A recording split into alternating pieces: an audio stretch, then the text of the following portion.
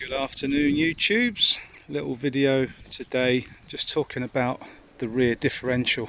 This is a Hemi 4x4 Dodge Ram 1500, and you see there at the back it's been jacked up because the issue we're having was, since we changed the rear diff, which was a salvaged rear diff for what we thought was a 392, which is what the 1500 Sport has.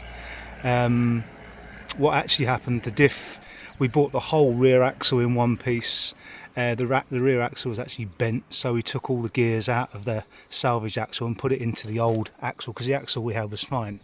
We just smashed the gears. I won't tell you how we did it, it's not that important, but since doing that, the truck now drives fine in rear wheel drive. And the other day I put it into four wheel drive when it was snowing, and as soon as I hit a bit of dry tarmac, it started to wind up. Now, those of you who don't know what winding up means, or binding up, it's when potentially the wheels at the front move at different speeds from the wheels at the back when it's in four-wheel drive, and this then makes like a horrible noise. When you're in slippery conditions, you don't notice it so much because the wheels will slip and slide, and that's fine. But as soon as you hit dry tarmac, you're going to have an issue with winding up of the gears. So initially I thought it must be coincidence, maybe it's just failed the 4x4 somehow, but it runs 5 and 2. But I wanted to get to the bottom of the problem, and it couldn't have been just coincidental that since doing the rear drive shaft, the four-wheel drive, which is a pretty good four-wheel drive system, would have failed. So I assumed it must be something to do with this rear gear set which we put in. Now, I didn't put the rear gear set in, so I don't know. I've got a mechanic to do it, so I don't even know if it was the same, but the one that came out was smashed to bits, so it'd have been difficult to tell, I guess.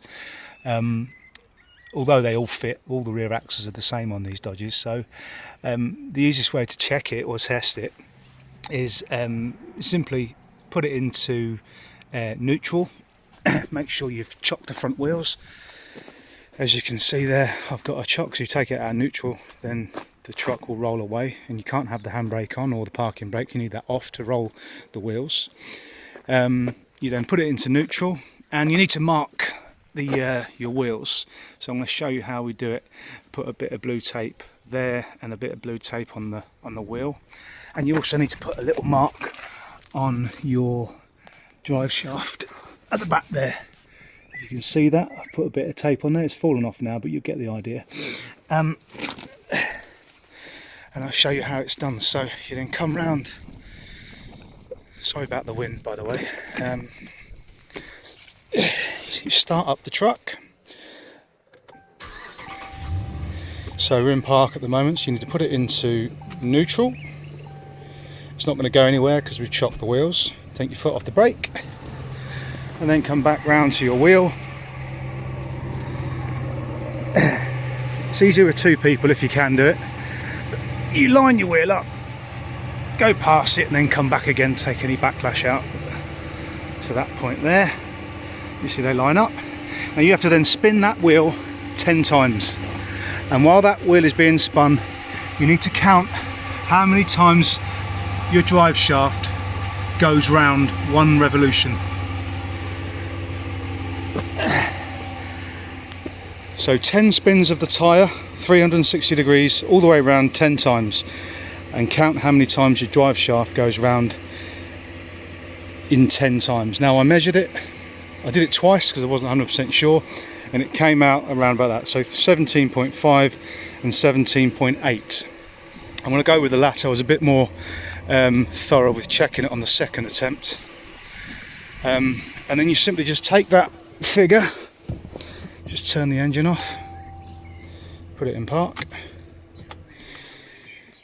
So you take that figure 17.8 and you times it by 2, which gives me 35.6, and then you move the decimal point over one space, which gives you 3.56, and then gauge it roughly off the ratios that are available. And on the Dodge, I think there's 3, it's a 3.5, I think, a 3.2 and a 3.9.